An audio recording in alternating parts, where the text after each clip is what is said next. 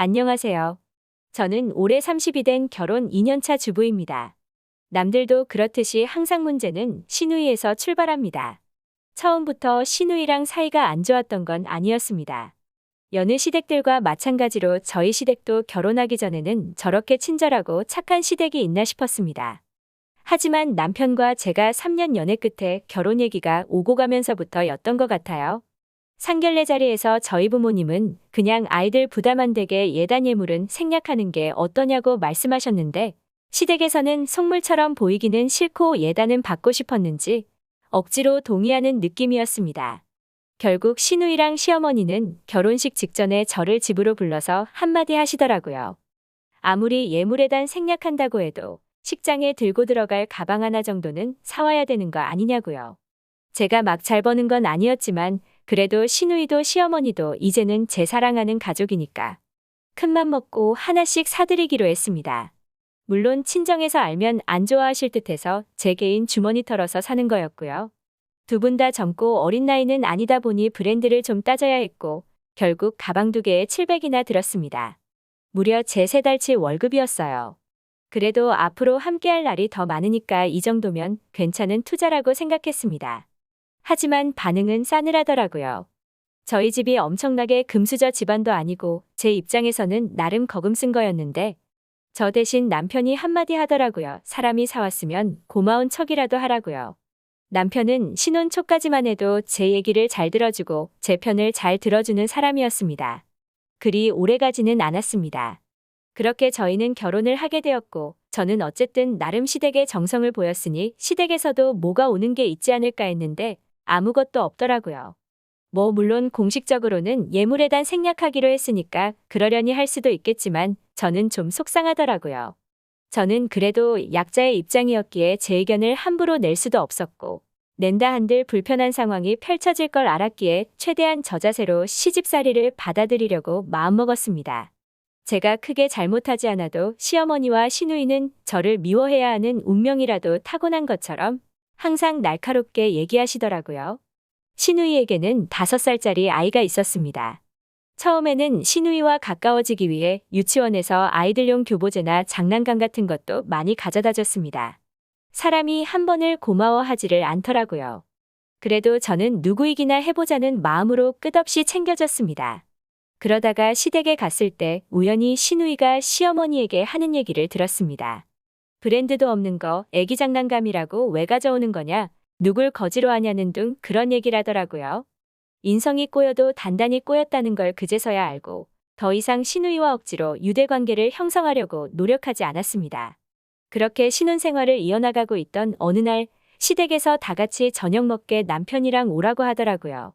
시누이가 둘째를 임신해서 기념하고자 밥을 먹기로 했다고 하더라고요. 아무도 얘기해주지 않아서 저는 그냥 밥 먹으러 가는 줄 알고 몸만 갔습니다. 남편도 아무런 얘기가 없었고요. 시누이는 도대체 제가 뭐가 마음에 안 들었는지 모르겠지만 저한테 빈손으로 왔냐고 물어보더라고요. 그래서 저도 그냥 임기응변으로 마음에 안 드는 거 사가는 것보다 와서 물어보고 사는 게 더 낫지 싶어서 아무것도 안 사왔다고 얘기했습니다. 그랬더니 좋다고 이것저것 필요한 거 읊어대더라고요. 정말이지 속물도 그런 속물이 없었습니다. 그러던 어느 날 세상 친절한 목소리로 시누이가 저에게 전화를 했습니다. 해가 서쪽에서 뜬 건지 아니면 무슨 불치병에 걸려서 저러나 싶었는데 자기가 산부인과 진료받으러 가야 하는데 아이 때문에 그런다면서 저보고 애 좀 봐달라고 하더라고요. 너무 얄미웠지만 아이가 무슨 죄가 있나 싶어서 알았다고 했습니다. 어차피 저도 방학이어서 시간은 여유가 있었습니다. 하지만 5살짜리 아이 데려오면 아이 장난감이나 아이 먹을 간식 정도는 챙겨서 보내야 되는 거 아닌가요? 그렇게 아이만 덩그러니 보내놓고 봐달라고 몇 번을 하더라고요. 그렇게 저희 유치원도 방학이 끝나서 바쁘게 다시 직장 생활을 하고 있을 때였습니다. 그럼에도 불구하고 저에게 아이 봐달라고 계속 부탁을 하더라고요. 저는 정중하게 거절하며 그때는 방학이니까 가능했지 이제는 주말밖에 시간이 안 된다고요. 그랬더니 그럼 주말에 봐달라고 하더라고요. 아니 무슨 이런 뻔뻔한 사람이 있나 싶었습니다. 차라리 시어머니에게 부탁드리는 게 어떠냐고 얘기하자 바로 돌변하시더라고요. 시어머니는 아이 보면 피곤할 텐데 어떻게 맡기냐고 하더라고요. 누구는 주중 5일 노는 줄 아나? 암튼 그랬는데 신우이 입장에서는 믿을 만한 사람이라고 생각해서 부탁했는데 어떻게 이렇게 거절하냐며 실망이라고 하더라고요. 그렇게 시간이 흘러서 신우이가 아이를 출산하고 며칠 지났을 때였습니다. 저희 집에 신우이가 와서는 자기가 아기 때문에 첫째를 돌봐줄 시간이 안 된다며 지금 어차피 저 방학이니까 시간 많지 않냐며 자기 애를 봐달라고 하더라고요.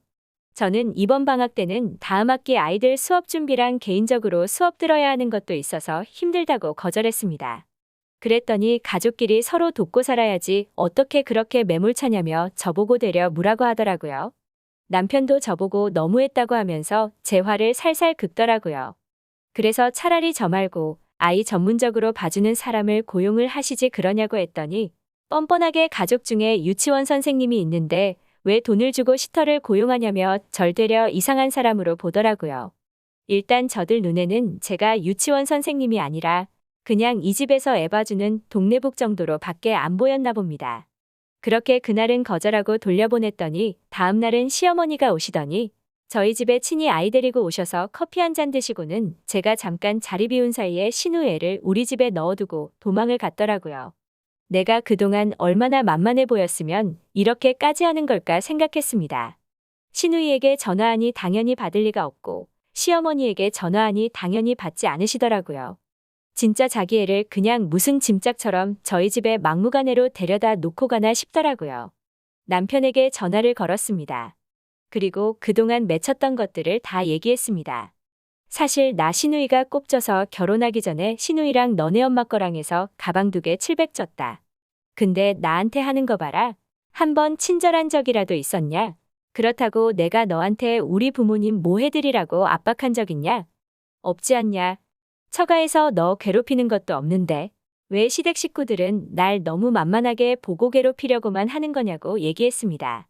니네 시댁 식구들 때문에 더 이상 이렇게 못 살겠으니까 네가 당장 와서 애 보던지 아니면 나 그냥 애 두고 갈 거라고 했습니다.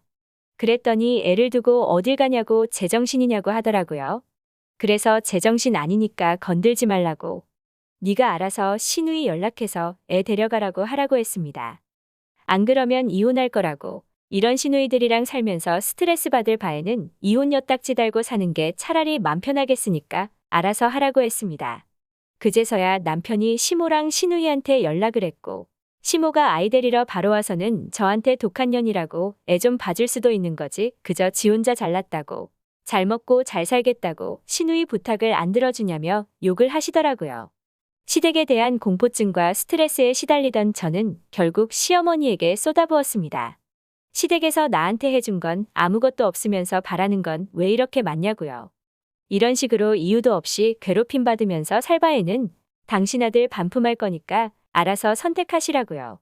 초강수를 던지니 그제서야 자기 아들이 이혼남 소리 듣는 건 싫으셨나 봅니다. 집에서 쉬면서 화 좀 삭히라고 말씀하시면서 애 데리고 나가시더라고요.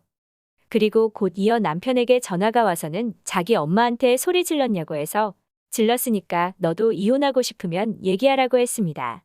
그랬더니 아무 말 못하더라고요. 진짜 해준 것도 없으면서 시댁이 무슨 벼슬이나 되는 것처럼 자꾸 시짜질 하려고 하는데 충분히 성숙했다고 생각했는데 못 참고 욱해서 한번 쏟아내고 나니까 시집살이 너무 편해졌습니다. 여러분도 참지 마시고 할 말은 꼭 하셨으면 좋겠어요. 이야기 들어주셔서 감사합니다. 구독과 좋아요 눌러주시면 재밌는 이야기 준비하겠습니다.